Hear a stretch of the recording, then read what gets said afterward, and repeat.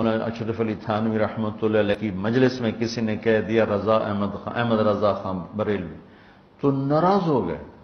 میں اتنے بڑے عالم کا نام اتنی بے ادبی سے لیتے ہو، تم حضرت مولانا احمد رضا صاحب نہیں کہہ سکتے؟ علامہ احمد رضا خان نے تو کیا ہے در مختار کی شرح بھی لکھی ہے، جد الممتار، دبئی سے بھی چھپتی ہے، 30 جلدوں۔ آدمی غضب کا تھا، سمجھ میں لوگوں، ہر انسان کی تفردات بھی ہوتے علماء کے، لیکن آدمی ہے پڑھنے کی، سمجھ شریف میں پڑھنے کی چیز ہے، اور عربوں کے ہاں بے بہت اب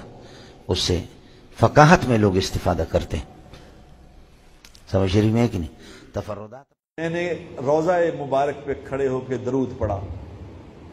میں نے روضے پہ کھڑے ہو کے درود پڑھا، کتنا درود پڑھتا ہوں میں، کتنی دفعہ پڑھا ہے، کتنی دفعہ سلام کیا ہے، اللہ مجھے کئی دفعہ لے گیا اپنے فضل سے۔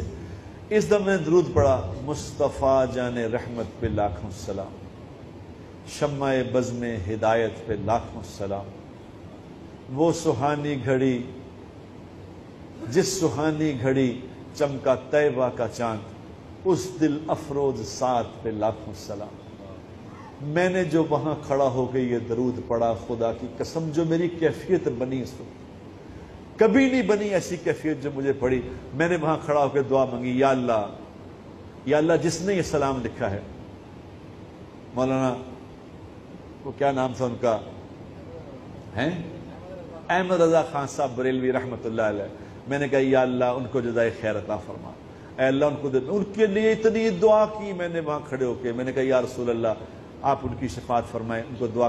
جن کا یہ درود پڑھ کے میری یہ کیفیت بن گئی وہ کیا ہوں گے۔